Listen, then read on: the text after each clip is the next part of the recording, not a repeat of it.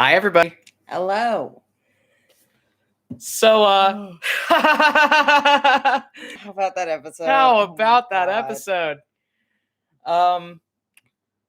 So, Yeah. When we said that shit was getting ready to hit the fan. every time we have an episode with like heavy combat, I just feel like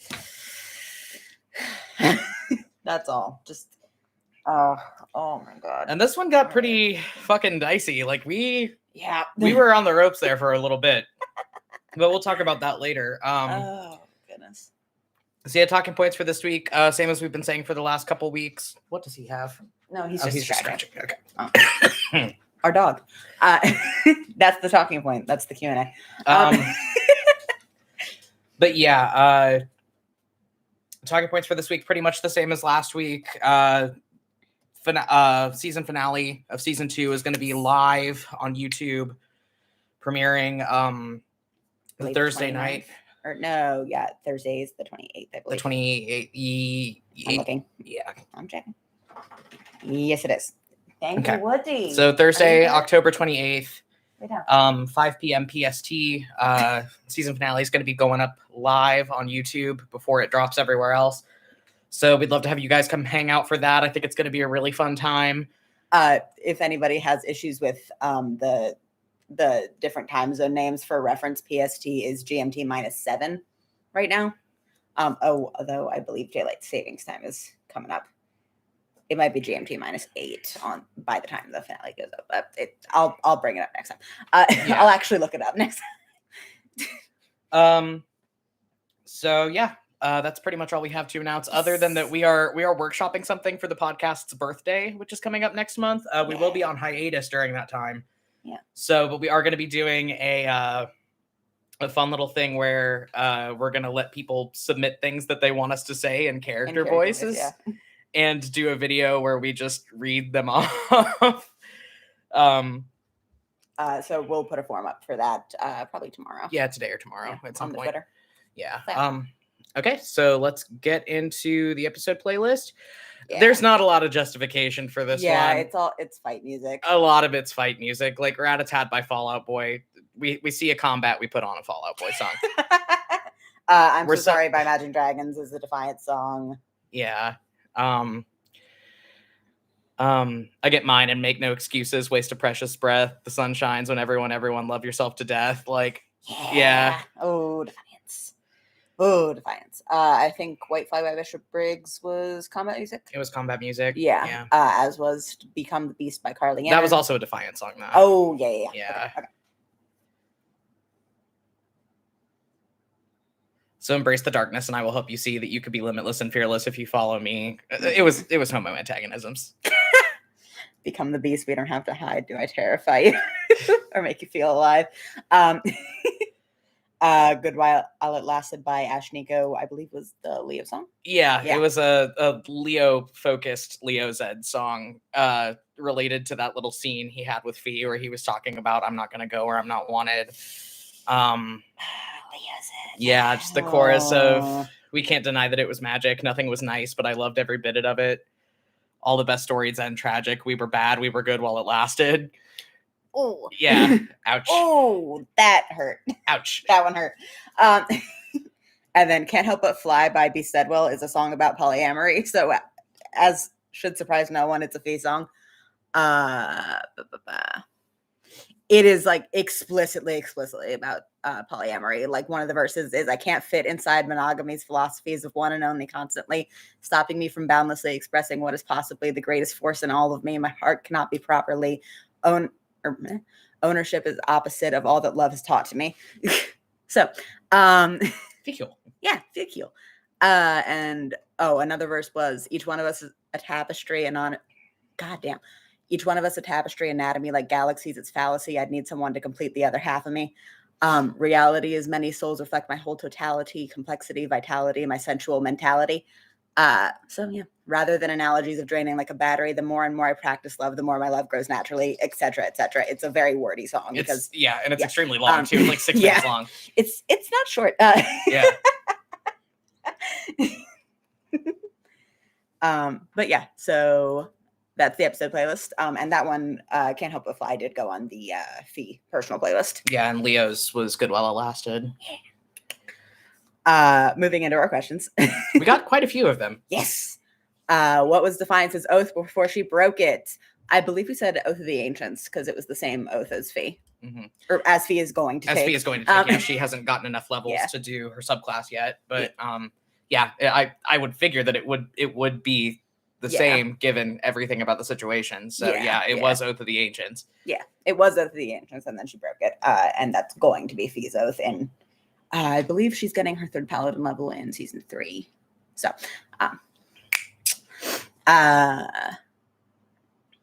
it's just, I think that's kind of the oath that all paladins of the Stormbringer specifically, of that like facet of Kiva, end up taking, just because of the everything about her and because of the way that she is worshipped by the people that still worship her in Australia. So what do Australians wear to war? Like, do they have armor? What does it look like? I mean, we've talked about like Fee having mages armor before. Yeah, we've talked about like mages especially, and like sneaky people have a very similar flat black leather uniform that is popular and in fashion. And we said that Fen wore, I believe we said plate. Yeah, he has plate armor. Yeah. And when we do the Battle of Omegroth bonus episodes, you're going to see a lot of like description of like armor and stuff. So that's, that has more context to it, because really the only people we see running around in armor at the beginning of the show, at least, are Fen, and then we see Kalessa in armor like a couple times. Yeah. And I mean, national colors, or like the colors of House Valsine, are black and silver, so that's kind of the colors that end up recurring. So like there's not a specific uniform beyond that, though. It's very much plate or mage's armor. Yeah. How do Kimmerlite priests dress? We described Sid dressing in like black robes and like gauzy fabric, and I think we said Sid had a veil. Yeah, and he's the Hierophant, so that's kind of the blueprint. Yeah, and the veil is a thing of office for the Hierophant, though. So like priests don't typically, I don't think, have head coverings. Yeah, it tends to be just very flowy, very not even. I wouldn't say most priests end up wearing a lot of gauzy fabric. I would say that's a rank thing as well. Like stoles, they have after you go up in the church hierarchy so far, you get like a new camera focus. Hi. Hello. Okay. There we go. I think after you get so high up in the church hierarchy, you get like a new like little thing that goes over your robes. So like if you're a low ranking priest, you just have like the flat black long sleeved robes. Yeah. With a belt, and then the knife goes in the belt. Yeah. The knife is kind of a more unifying uniform, for lack of a better word, of the Kimmerlite Church than the actual clothes that they're supposed to wear, like the actual vestments, because it's just black robes. It's kind of more of a vibe than a set. Yeah, and garb, the robes, robes, I'm thinking like at least the baseline robes, like before any of the accessories and stuff, I picture them as very monkish. Yeah, that's fair. Yeah, just like long sleeve, kind of very formless. Franciscan. Yeah, very Franciscan. Yeah. Yeah. But yeah, the knife is more of a unifying aesthetic decision. Well, because it's all of their spellcasting. It's their holy symbol. Yeah, it's the holy symbol that they are given when they join the church. But when you get higher up in ranks, you get like stoles, and like we said, Sid has a veil. So, quick check in from the chat. Are we quiet? Do I need to turn our mic up a little bit? Oh yeah.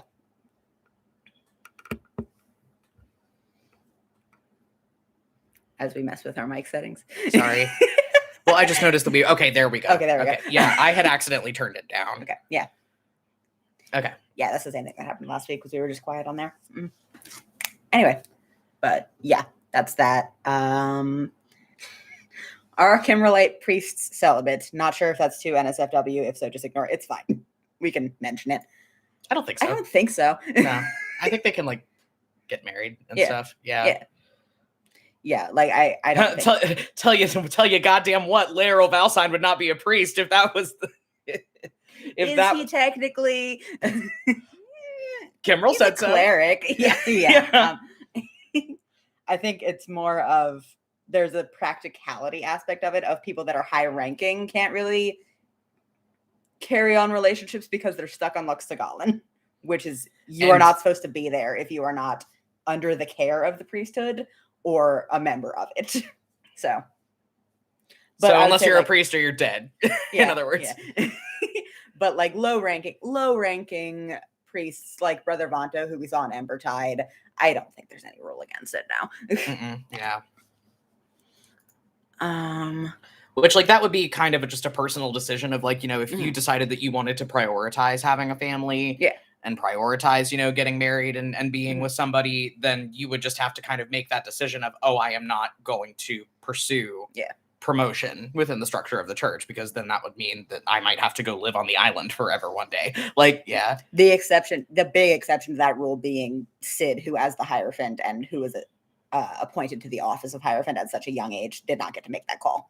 Yeah. So, but he's also 15 and he's not thinking about it. Do Ashurians have like a glowing patch on the chest where the heart is because of all the blood there? Your heart's under a lot. Your heart's under a lot. Like, it's under your ribs and your lungs and your skeleton bones. It's pretty deep in there. So I don't think it's close enough to the surface to like light them up like somebody's thumb over a flashlight. I think there might be like a subtle glow, but there's a subtle glow there. But there's a subtle glow all over their whole bodies. Like, it's more about the blood in the capillaries, like being so close to the surface of the skin that's making them glow. Yeah. Which you could make an argument. You could make an argument, if anything, that the lungs would glow more visibly than the heart, really, because there's not a big bone there. Your ribs are there, but there's not like a big thick bone there. But I don't think that the glow is strong enough, number one, to be like visible in different concentrations on the body. Like, I don't think that it's strong enough that they would like glow between their ribs noticeably. Yeah. Although that would be a really cool aesthetic thing. But I don't think, I think just logically and biologically, I don't think that's likely. It would just be cool. It would be a nice visual, but I don't think it's a thing. Just because they'd have to glow really fucking bright. Yeah, it would have to be a really strong glow. Like we've said, Leo would have to like walk into a dark room and be able to light it up. I think for the glow to be that strong. Yeah, like we've said, Ashurian bioluminescence is such that they put off dim light in like total darkness. In a 5-foot radius. Yeah, in a 5-foot radius, which is not that strong of a glow, especially when you're talking about like a lack of light of other light and other light pollution. A candle lights up the room more than an Australian person would. Yeah. But cool visual, but not so much. Then we got asked, is Defiance coming back? Like, I know she just jumped into the sea after almost dying, but I'm assuming she's probably going to be even more pissed now and try again. Feel good ink laugh. I don't know. Maybe she died. Yeah, maybe she died. Maybe the sharks got her. That's certainly what the captain thought was going to happen. And the captain has so much experience with Pearl Port of anybody there. And sharks. And sharks. He knows a lot about sharks. I don't know. What do you think, Gavin? What do you think? Wouldn't you like to know? Wouldn't you like to know, weather boy? Sorry. The actual answer is that's you don't know yet. I'll tell you what, she certainly will not be back next episode. That's what we can say. And then we got asked, when do we get back to Asturia? Late season 3. Late season 3. We spend a lot of time in Vogveldur in early season 3. And in the last few episodes of season 2. Excuse the sound. We are very sorry. Yeah, our cat has an automatically scooping litter box, and it's a little broken right now. Yeah. And it's like right next to the desk where we record these. But we spend a lot of time in Vogveldur for the last few episodes of this season and a lot of season 3. So we will be getting back to Asturia before the campaign ends, but it won't be until late next season. Does Elisha have a confirmed sexuality? No. And is she actually attracted to Morlin, or is it more of a mix of trauma connection and liking the position she has? There's a song from Gallivant, which is a wonderful, wonderful show. And if you ever get the chance to watch it, you should. called "I Love You as Much as Someone Like Me Can Love Anyone," and I think that is like a mutual Morlun and Elisha sentiment. Yeah. She's in love with him. What you're saying is you love me. Yes, I love you as much as someone like me can love anyone. But that's the dynamic. Can't you see how freaking gorgeous we look? I think a lot of it is trauma bond. Like, I think Elisha is genuinely attracted to Morlun, and Elisha, as much as she analyzes her own motivations, does want to be in a relationship with him, and wants to be, thank you, Woody, and wants her perfect family, which does involve him. I don't think she has analyzed how much of that is trauma bond and how much of that is that she likes him as a person. And I don't think either of us out of canon is really going to speak on that, because it's very complicated, and it's something that it's something that we explore in canon. Yeah, it's something that we explore in canon, and it's something that we will be talking about when it happens. And in season 3, and in some of the bonus episodes we have planned, like the Battle of Omagroth bonus episode is kind of the center of that trauma bond for Elisha. But like, it is very much something of, she went through something extremely traumatic, and he got her out of that situation without going into too much detail of it. And as Barry has said in previous Q&As, hauled her off the battlefield. And that is something that has, I think, thank you, Woody, influenced her in ways that she does not want to examine too deeply, if that makes sense. I'm going to feed him because he's going to scream, unless I do. Woody's mad. If you hear him making hideous noises from the kitchen, I promise we're not hurting him. He just screams. He just screams. Oh no. Woody's dinner time is not until 4, but we forgot to feed him before Q&A because he gets fed early on Mondays. Whoops. He was napping so sweetly. Anyway.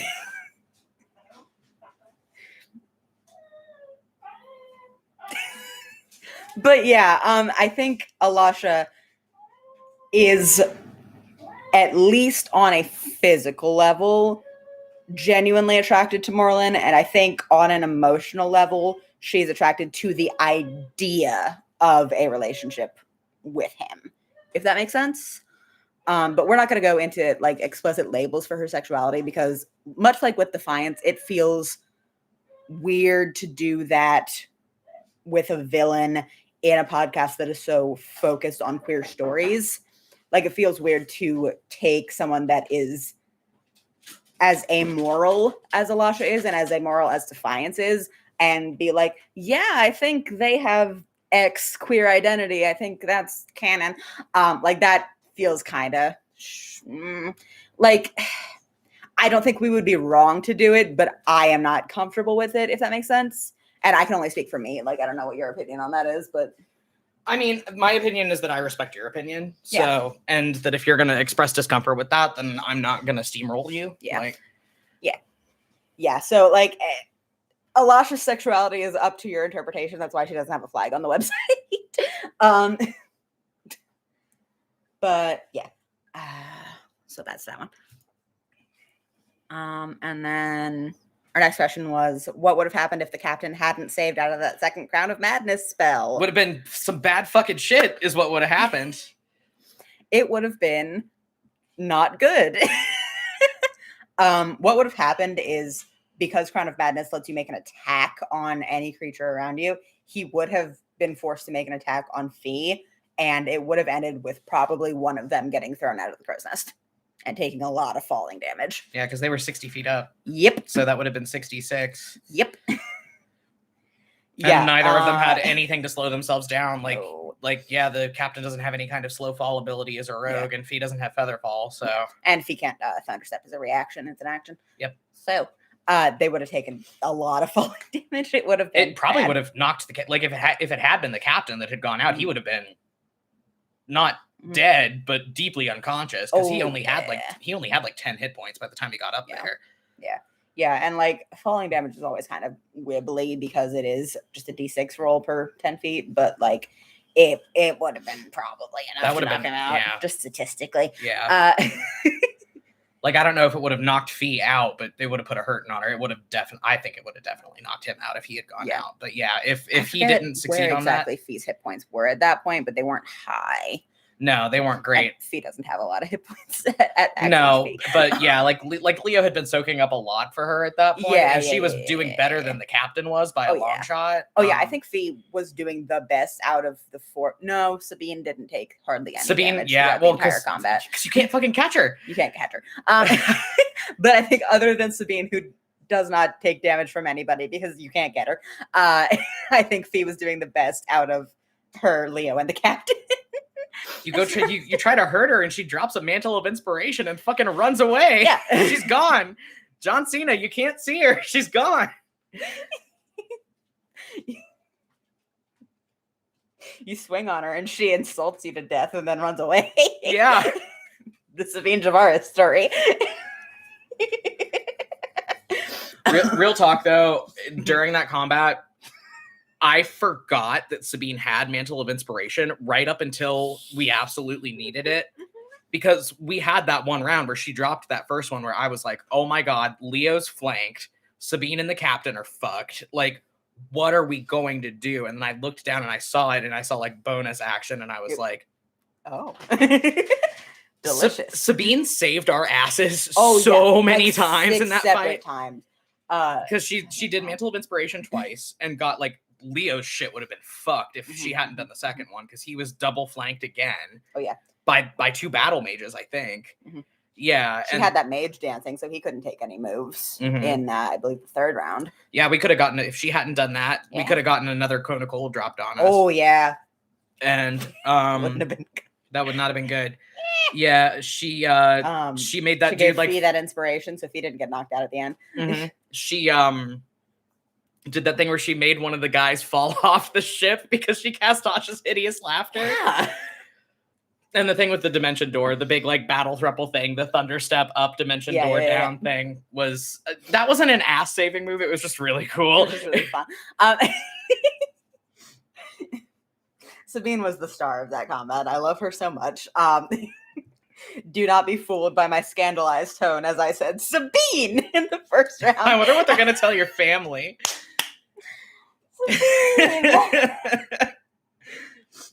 She's got just a little bit of nasty energy. I think Sabine can be a little bit nasty as a treat. I love her so much.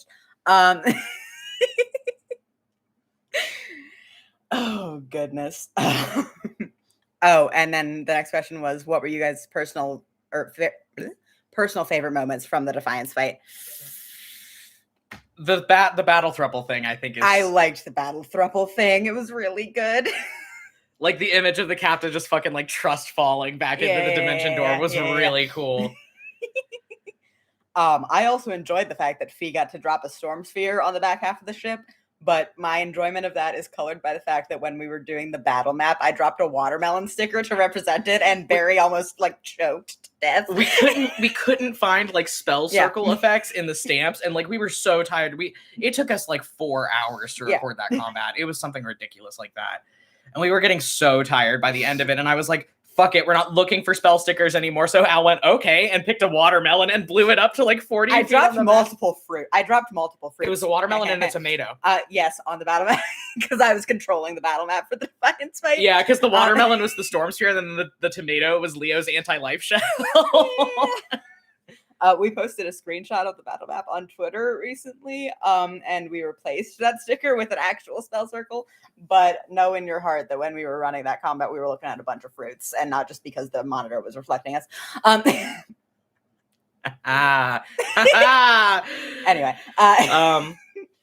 But yeah, that Valsign combo at the end was another one of my favorites. That was really clutch.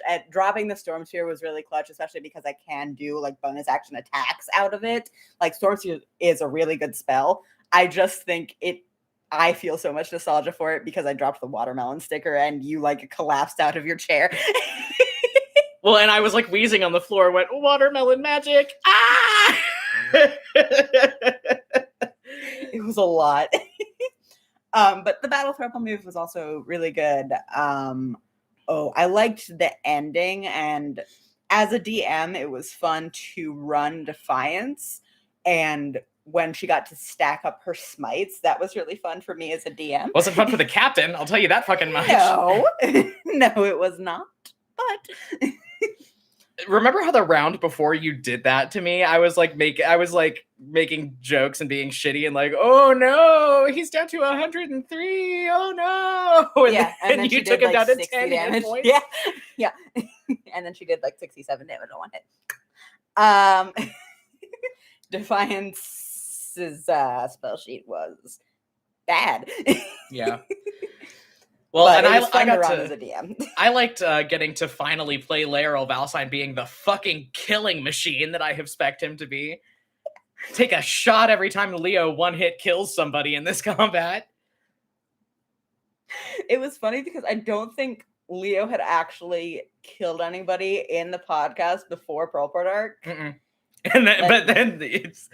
Well, we have a lot of non-lethal combat because I think TTRPG spaces focus a lot on killing the combatants in especially actual play shows of just like indiscriminately killing people. And that it's a thing. It's fine. But we have a lot of non-lethal combats. And I think the most lethal a combat had gotten before Pearlport Arc was and the fight with the pirates and the fight with the pirates back in episode like 14 of this season, I think. Something? No. Sorry, 10. But we didn't actually run that combat. That was mostly off screen because like we got on the boat, we had like one round of combat, and then the captain like dragged us all out. Yeah. That and the cave fight right after Sabine was introduced, season 1, episode 8, 6, 7. Numbers. I may be stupid. Anyway, it's fine. But that's kind of the most lethal combat Scott. So the moral of Comp Duel is that the only people that die on screen are human traffickers. So true. But yeah, that was the first time, or Pearlport Arc was the first time Leo got to like actually unload on anybody. So now you guys have a little bit more context for how fucking scary that Death Cleric Rogue multi-class is. It's good. Well, and especially with Kimrel's Blade too, because like a lot of my stab power does come from Kimrel's Blade. But I mean, like even when and also like I designed Kimrel's Blade to let you just absolutely wreck shop. That's the purpose of Kimrel's Blade. Yeah. So character development and everything aside, mechanically, I built Laeral Valsine to be a killing machine. But yeah, that was very fun. That was a fun development. But yeah, that was very fun to do. I just keep coming back to everything Sabine got to do in that combat, which Sabine was clutch. Sabine was super, super clutch in that combat. We would have been screwed if she hadn't been there. Ex-theater kids are so strong. Ex-theater kids. Fair. Somebody asked, what's the rest of the fleet going to be doing while the captain's gone?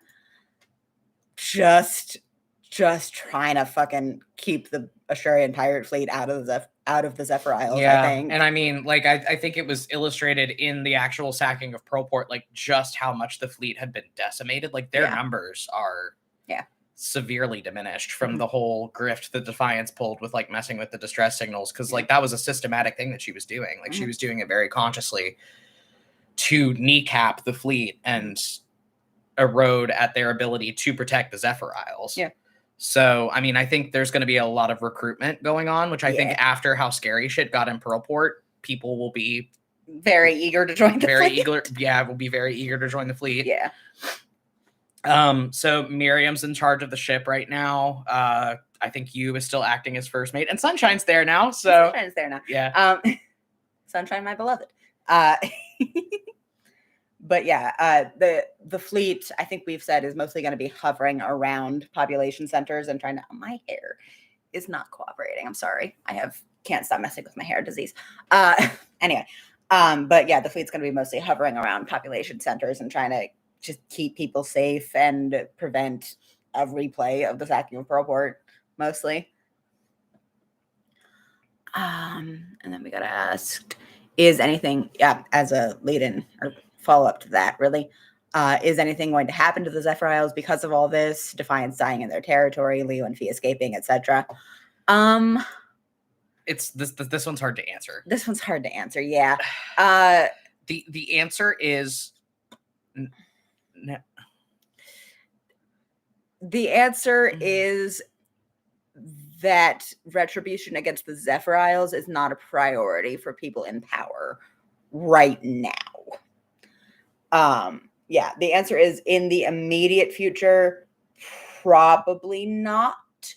And we will see what happens later in season 3. Yeah, but like as far as like the time frame of the rest of this season, the Australian War Machine has bigger fish to fry. Yeah, basically, yeah. The Australian War Machine has bigger fish to fry, and Defiance vastly overestimated her importance to Morlin. Defiance vastly overestimated how much of a shit Morlin Valsine would give if she died.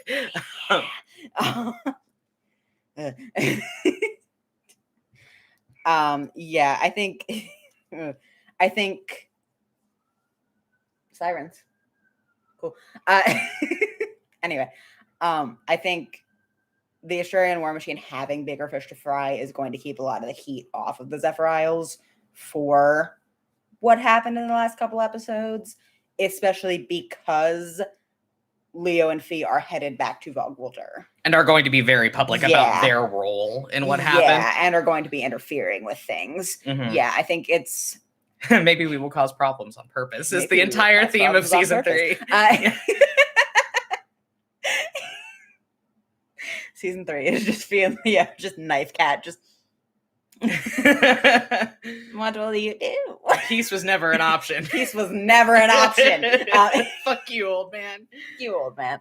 But yeah, there are bigger things going on. I think if there were going to be consequences against the Zephyr Isles for the last couple episodes, it would be in the time frame between right now and the beginning of season 3.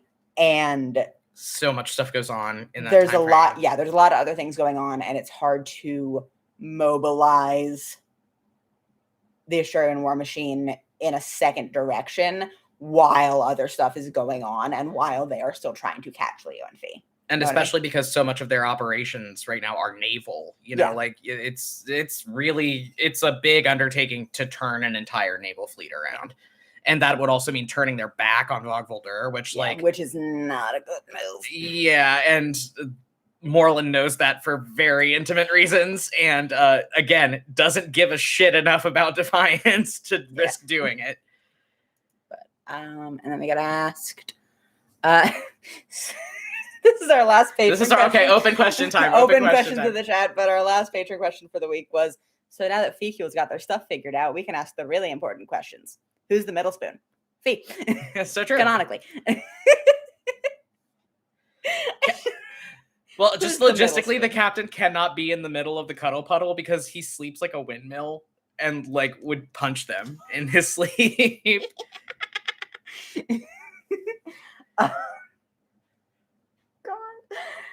I think Fee also runs hotter than either of them do, so it's very much space heater phenomenon. Yeah. Oh goodness. But yeah, Fee is the middle spoon canonically. We will see. We will see. But yeah, open questions in the chat. I was proud of this episode. A lot of stuff happened in this episode. And the ride doesn't fucking stop. You thought that was 0 to 100? Yeah, we have a lot of stuff. I'm thinking about the velocity of the remaining episodes in the season, because the velocity on 18 is blow your fucking face off. Mm-hmm. 19 is we try to keep up the moments of levity and the comic relief in the middle of the everything, but 18 gets pretty heavy. Yeah. Oh goodness.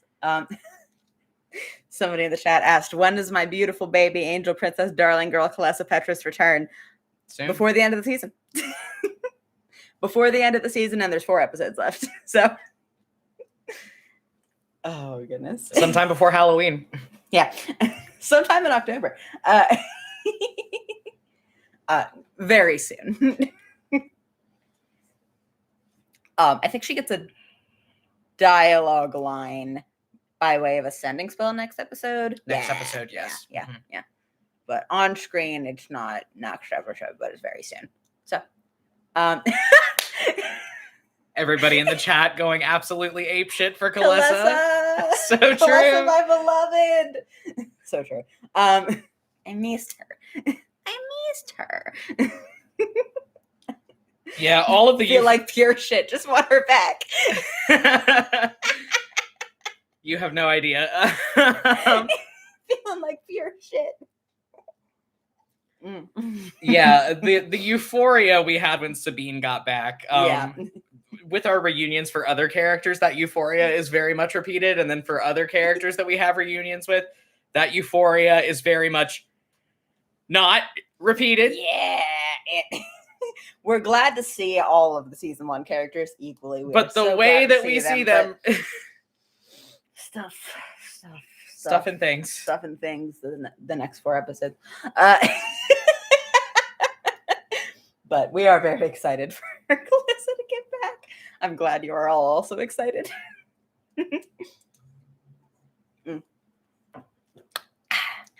But yeah, there are some. I mean, like, I wouldn't say like.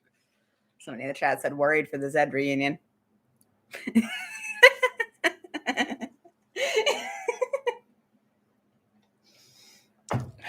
Nervous laughter. Yeah. We're very excited for all of the season 1 characters to get back. We're very excited for the season 1 crews to get back. We're very excited. We're very excited for the new characters we're going to be meeting too, because I have had way more fun with them than I anticipated having. We meet a couple new recurring characters at the end of the season, and we've had fun with them so far. Somebody in the chat said, I want them to come back, but also fear. True. And someone else said, I miss Zed. We need our emotional support bear. I don't know how good he's going to be at being emotional support, but if this is spoilers, ignore, but do Kalessa and Leo become friends again, because we know they were friends pre-canon. They've got a journey to go on before that happens. They've got a lot of stuff that they need to unpack and kind of get through. Kalessa has a lot to forgive Leo for. Yeah. Like they have when we get to season 3, because we're recording bonus episodes right now, we're going to be unpacking a lot of things with Kalessa and Leo, especially in like the early episodes of season 3, because there's a lot that Leo needs to be forgiven for, and there's a lot of accountability that both of them have been missing in their friendship, if that makes sense. Yeah, because I don't think accountability, even in their friendship before everything happened, was really a thing. I don't think there was a sense of mutual accountability. In fact, I think a lot of what their friendship was originally, and why they were, this sounds bad to say, but like why they were so close originally, is that they both enabled each other. Yeah. Like it was a system of mutual enablement and kind of. Yeah, and there's a lot to unpack there. Especially with the way that their dynamic has to change because Soren died. I think there's a lot to unpack. Yeah, Soren was the grounding dynamic of that whole like group of friendship too. Yeah. Well, especially after because we've said Fenn's sister Elena was equally close with the 3 of them, and she died a while ago. But I think a lot of the grounding kind of fell on Soren after that. Sorry. And I think Leo and Kalessa kind of have to parse out this dynamic that they used to have where like Leo is actively trying to be a better person and actively trying to grow. Yeah. And I think I think Kalessa has been forced to grow in a lot of ways. Like they are both, well, because of the whole thing with Soren dying. That made her have to... and like realizing what her father is and the systems that he is embroiled in. Yeah. And so they've both grown They're a lot. both very different people. Yeah. And I think that they both have kind of a uncertain approach to this dynamic that they used to have with this person of, oh, like, I'm a shitty person when I'm around you, because the entirety of our friendship has been based around us letting each other be shitty people and absolving each other for it. Like, yeah. You ever have a best friend in high school and you don't talk for like 6 years and you both go to therapy and then you're like, ah.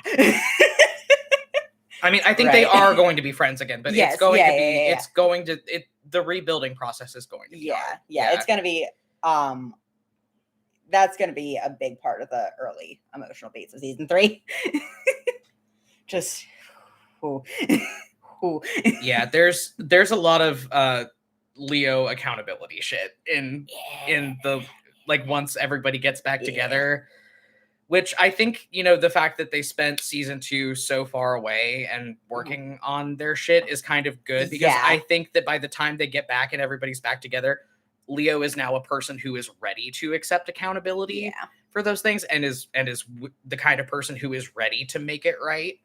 You know, whereas I think if we had just jumped straight from like where they were at the end of season 1, or just kept going with everyone together, I don't think he would have had that growth. And I don't think that by the time we got to where we are now, that he would be ready for that kind of accountability. Yeah. But we're very excited to unpack that once we get to recording season 3, which should be not next week, but the week after we're recording the premiere. Cool. Lots of stuff happening in season 3. Oh God. Our planning document for season 3 looks like the fucking Pepe Sylvia scene from It's Always Sunny. It's a mess. Yeah, it's oh man. Because basically what we did is we just like word vomited all the fucking shit we needed to tie up onto a Word document, and then we're like, okay, so as we do the episode plan, Chet said, I got boxes full of Calypso. So true. Yeah. So like basically what we started doing is every time we had to do an episode plan, we had to be like, okay, we're gonna pick this point, mark them off the list, put them on this list. It's a mess. It's vaguely in order of the things that we need to handle. It's vaguely in a plot order, but we know what we're doing. Yeah, we started our season 3 plan by sitting down, looking at each other and going, what do we have to tie up before this campaign is done? And then we just word vomited a big list of that, and then tried to put it on an outline. Yeah. We're very happy with where the story is going to end up, and we're very happy with the amount of things that we are going to handle and resolve in season 3. But our outline looks a little bit insane in the membrane. We got a little bit lost in the sauce. Oh, goodness. I mean, but you know, our outlines have always looked a little cuckoo bananas, though. Remember that one outline we did in season 2 where we just had a whole scene blocked out that just said Kimmerl Dream Ballet? That was episode 11 too. Yeah. Emerald Dream Ballet. Oh goodness. Oh man. But we're very excited to show you guys everything that we have planned for season 3. We're very we have a few surprises still up our sleeves. I think we've got some surprises coming at the end of season 2 that are gonna blow your faces off. Yeah, we've got a couple things. Nothing. I don't think what we have. Nothing that hasn't been heavily foreshadowed. But I don't think it's as big as a lot of the surprises that we have for season 3. But I'm just excited. I'm just excited for things to happen in season 3, where I'm just going to like not say anything online, but I'm just going to post a screenshot from season 1, episode 9 of like Sabine's little one-liners that have been there this whole time. Yeah. Oh, the payoff. Oh, the payoff on the Sabine one-liners. Oh, goodness. Which, like, yeah, the first, you know, And to put into context what kind of payoff that we're looking at and like how much it's been baked into the story, like the first Sabine one-liner we ever got payoff on was the existence of the captain. Yep. So yeah, which we've talked about in other Q&As, but we're very excited for that. I feel a little bit weird about how often we bring up the fact that Sabine's one-liners in season 1, episode 9 are always going to pay off, but like they're always going to pay off. They're always there. And it wasn't, and we didn't really, I think, do that super intentionally. Like it's just that Sabine had a lot of information and has a lot of information still. Yeah. When that last one-liner pays off. Delicious. And there are things coming in season 3 that we have very specifically not foreshadowed. Yeah.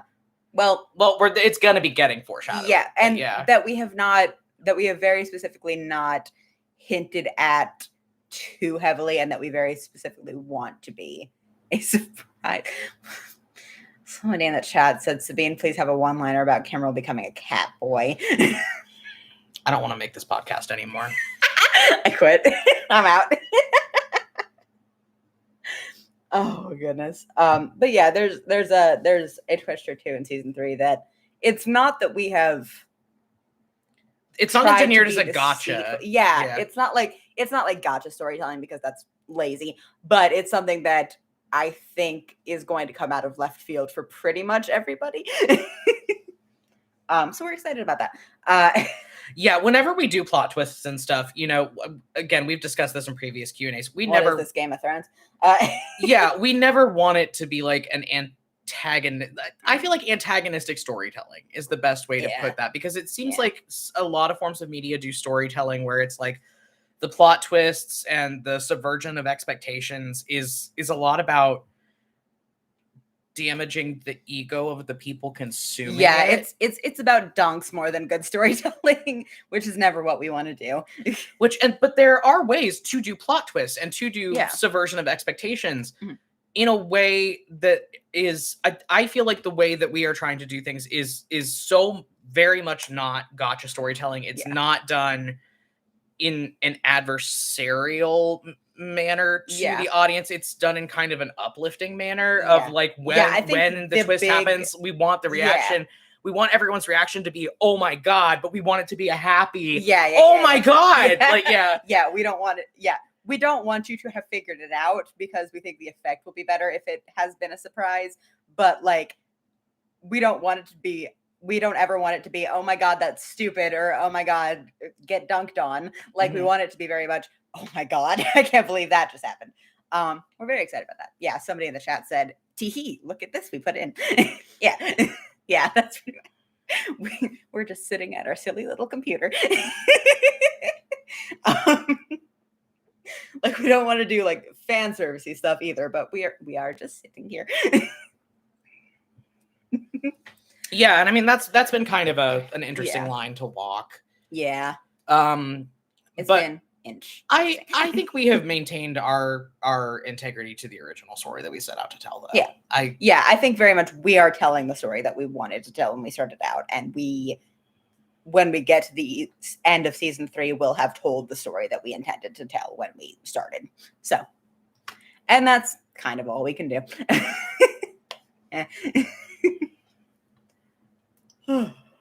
Oh goodness.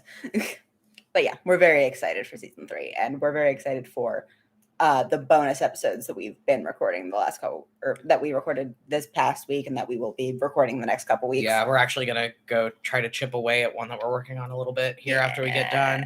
Yeah. Sign up for the Patreon. $5 patrons get access to the bonus episodes. But yeah, we did. We did Ravane solve a mystery on Sunday, and that was so much fun. That one's very much, it's a comic relief bonus episode. Oh yeah, like it's all yucks. It's all yucks, but it's so good. We had fun with it. We had fun with it, and it's good that we did that one before we had to record the Battle of Omagroth bonus episode. We got the initial combat done for that. Oh my God. 10-minute warning for the end of the Q&A, so any questions in the chat, but fun little anecdote that's not a spoiler for anything from Omogroth, but I did feel very depressed for a moment while I was editing that combat this morning to kind of like see where we were and how much less space we had left to record. I did for a moment mourn the fact that I am too lazy to make a blooper reel. Tell them what you did. Tell them what you did, Barry. There's a combat in which Moreland does some necromancy shit and reanimates a zombie, and zombies have this attack called Slam, and not really thinking, just kind of as I was rolling my damage, like offhandedly in the Moreland voice, I went, "Come on and slam, and welcome to the jam," and then I rolled my dice. And it's lost forever. It was like I can't replicate a podcast with this man. I can't replicate it. It will never be as good as it was in the moment. But it did have to go, and we don't have a blooper reel, unfortunately. Somebody asked what level Elisha 16? Is, so I'm going to pull up her character sheet. Is it 16? Mm-hmm. Okay. Yeah. Yeah. Elisha is right there. She's right there. Oh, yes. Yeah. Yeah. Elisha is a level 16 Divine Soul Sorcerer.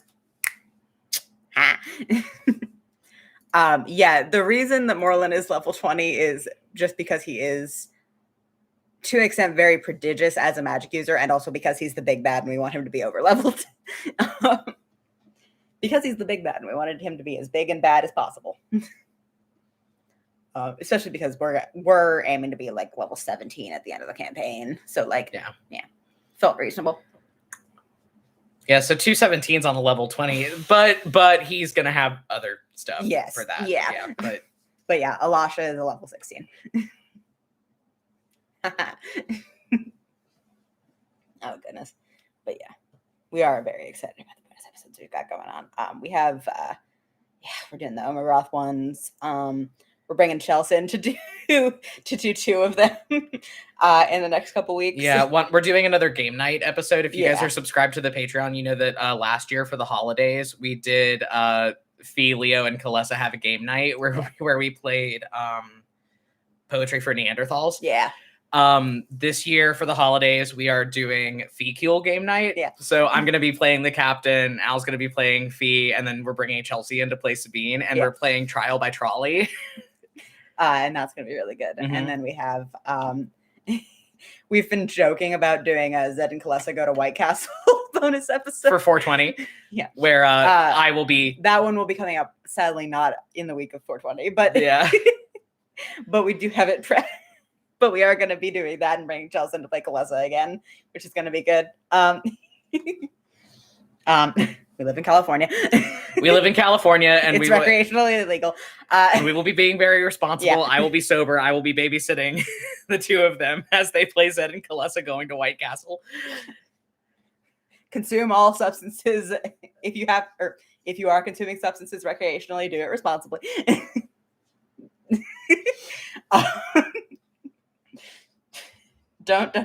You wouldn't Dungeon and Dragon on weed. Except we would. Except you're going to. Yeah.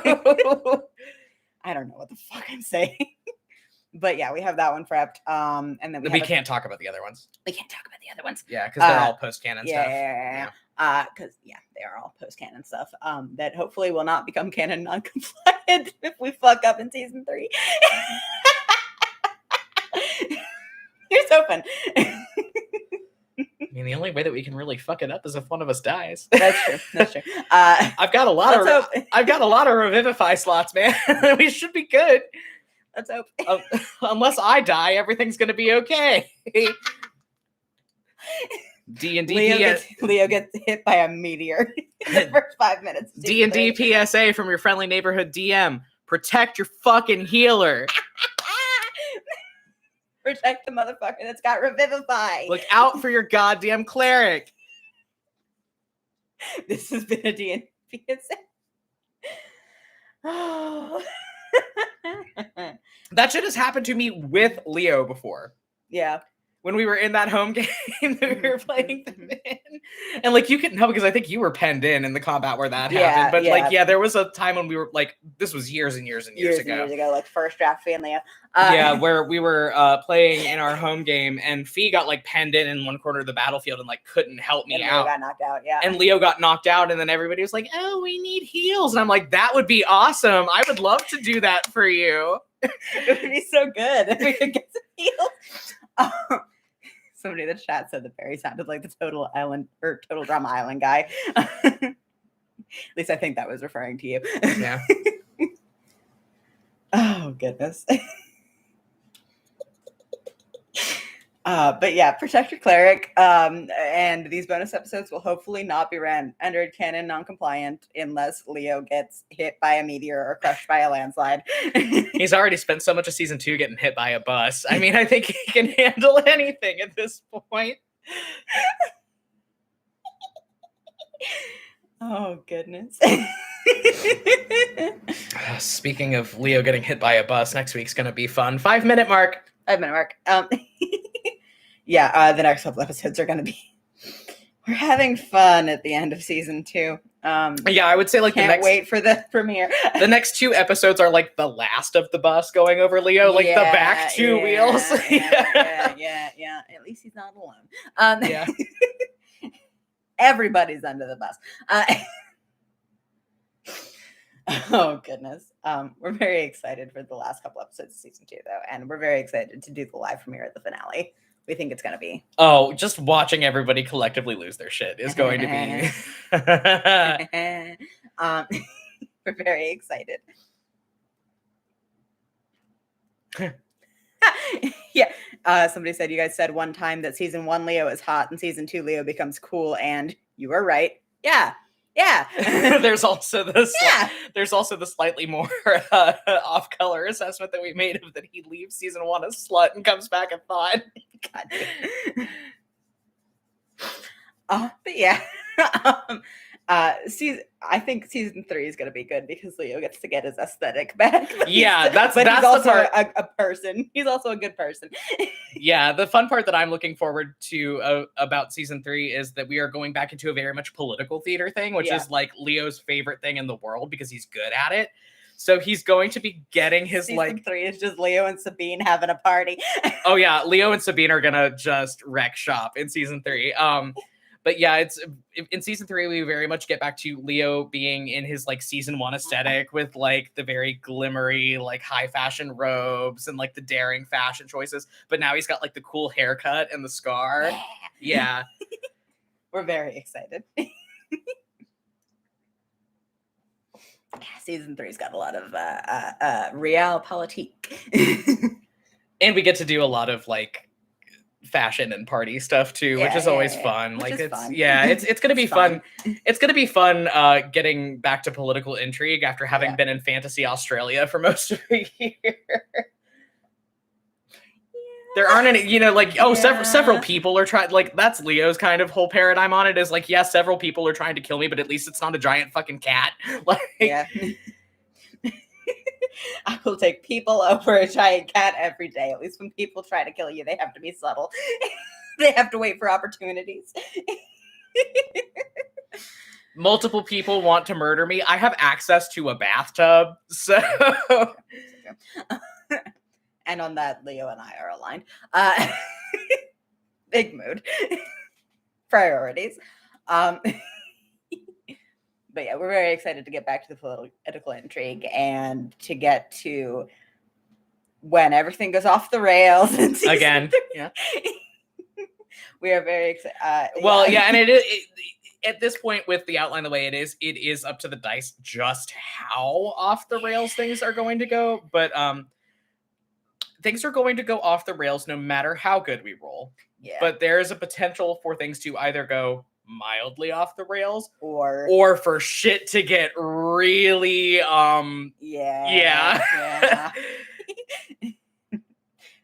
a lot like the Joker from the movie Joker. That's just how I feel about season 2. Actually, that has season 2. Actually, that has been our vocal stem for like the last couple episodes of season 2. Is occasionally we'll just have to pause the recording and go, "I'm the Joker, baby." I'm the Joker, baby. Or I'm a lot like the Joker from the movie Joker. Or shrimp emotions. Shrimp emotions also, yeah. I'm feeling things that only the gay punchy shrimp can feel. You're welcome. You're welcome for that phrase. Yeah. I'm an icon. Fully kidding. Any last minute questions? Yeah. Go ahead in the chat. Otherwise, we're gonna log off in a minute here. Oh goodness. We're very excited for everything that's happening in the rest of this season. We're very excited and having a lot of fun. We're very sorry for next week. Like, no, genuinely, I know we apologize a lot, and like usually we don't mean it. Yeah. I personally have regret in my heart. I'm like, from me to y'all, I'm sorry. I'm proud of the episode, but I'm proud of the episode too. I'm sorry. Have a great week, everybody. We'll see you next Monday. We'll see you next Monday. We'll see you. Bye. Have fun. I'm the Joker, baby.